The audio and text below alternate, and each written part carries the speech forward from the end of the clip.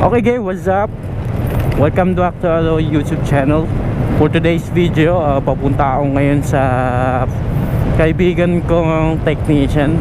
So ngayon ang content natin ngayon is regarding sa ano nga ba kumita sa cellphone kahit hindi ikaw ang gumawa, no? So ang tawag dito is ikaw yung makiki-dealer. So ngayon, may unit ako. Nandito siya sa ano ko, sa tawag nito, sa aking compartment. Cellphone siya, Realme C25s kung hindi ako nagkakamali. So ang issue nito is basag ang LCD. So sa number 1, kung ikaw may small shop or kahit to home base ka lang sa pagre-repair, so pwede mong gawing diskarte ito. So ganito ginagawa ko madalas sa cellphone. Number 1, maghanap ka ng contact na merong parts ng mga LCD, kasi mga common issue talaga ngayon ang LCD, battery, charging pin, charging board. So naiikot lang talaga dyan ng mga issue. At kapag naman sa mga motherboard ng cellphone, so ibang usapan na yun, no? Skill na talaga yun. So yung mga basic parts na palit LCD, palit charging pin, ay mga common na gawain. So kahit hindi ka board level technician, is pwede ka tagang kumita ng pera. So for today's video, okay, ayun nga, meron akong unit. So matagal ko na silang friend, matagal na akong, sila yung supplier ko talaga pagdating sa mga parts. Pag may kailangan akong parts, number 1 ano ko sila ang tinatanungan ko, oh, do you have available parts for this one or this unit, mga ganun ba. And okay, malapit na tayo.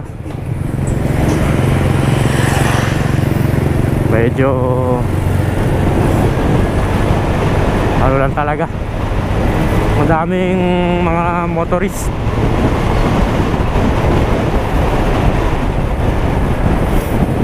Feel ko medyo mahina preno ko, paayos ko ta.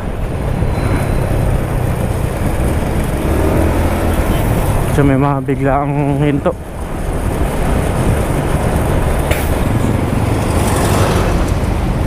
Alright, yung location ko nga pala guys, sa ano tayo, parte ng bundok. Ito na, dito na tayo guys. Nandito na yung friend natin technician.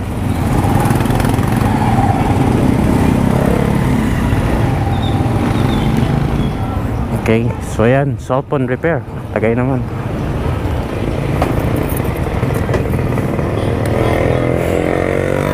Kunin ko lang yung unit. At ang unit is ito. Ayan, nabasag. Nakita nyo naman, crack. So may power to. Ayun, nalobat lang. Ayan, cellphone repair offer. So dito tayo, ito yung contact natin.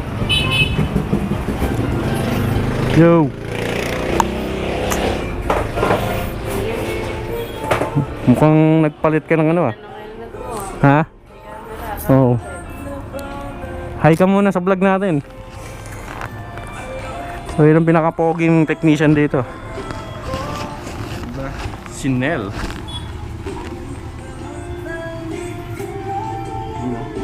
C25s na.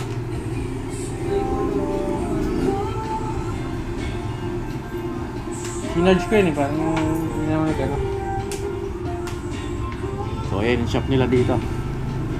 Ayan.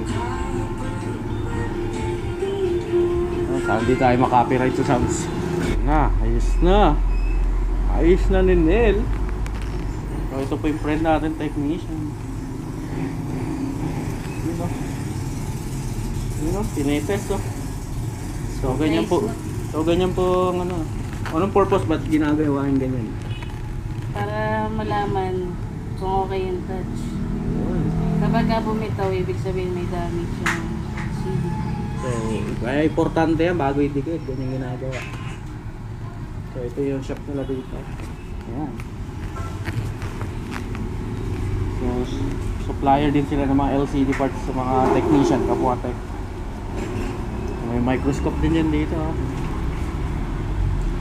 Okay na, panghiwagang kulangot. So, kung nagtitipid kayo, pwedeng ano, kanin, kulangot, pwede rin. Pag samahin nyo, ewan ko na, napakadikit na nun. Kami mga natuyong uhog. Sino madikit doon, yung natuyong uhog. Diba? Ano, makalupit po talaga. Buruan mo kasi ako niyan. So, saan ka na matututo dyan, napapanood ko. Yun o. Ewan ko ba, ba't ako tamad sa mga ganyan eh? Mapapakita eh. Ganun ba yun, pag mapapakita, tatamad ka? So ito yung ano natin, trusted technician.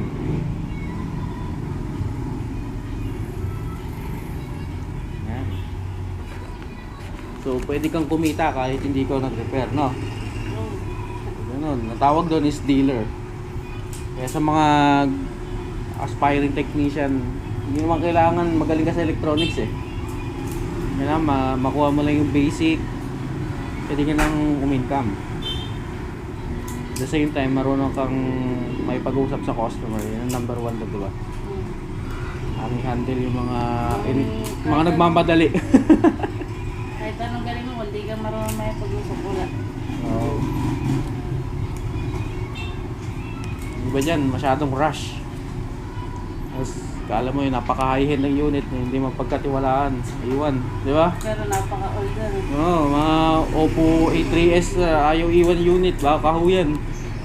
So ngayon, challenging yun sa mga tech o customer service kung paano may didil yung mga ganun. Ayan, test ulit. Yun o. Yun. So working na ho. Kasi naman may-ari nito, no? Missing cellphone. So yan. So pauwi na tayo. Shout out Nel. So pauwi na tayo. Tapos na yung ating sadya para sa LCD parts ng ating customer. So ngayon ang masasabi ko, katulad ng binanggit ng friend natin technician na dapat marunong tayo makipag-usap sa customer na. So aanin natin nga naman ang galing, skill sa pagre-repair. If hindi tayo marunong makipag-usap sa customer, hindi tayo marunong makipag-dealing, ay talagang wala pa rin yung ano natin. Useless yung ano natin, yung skill pag ganun.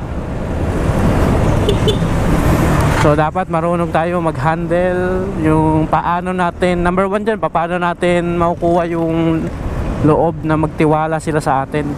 Kahit first time niya magpagawa, yung may iwan yung kanyang unit. Ano ba, walk-in lang siya at gusto mong iiwan yung unit kasi hindi ka gumagawa ng rush repair. Yung mga ganong senaryo. Kasi marami talagang mga customer na hindi nagtitiwala until now, no? Kahit old model na yung kanilang cellphone o laptop, ayaw nila iiwan, gusto nila nakikita i-repair. Actually sa akin bilang sa technician, hindi ako komportable talaga kapag ano yung minamadali yung gawa mo. Kasi pressure yun, yun yung number 1 ano sa akin. Hindi ako gumagawa ng number 1 rule ko yun, hindi ako gumagawa ng on the spot. Depende na lang pag nasa mood ako talaga.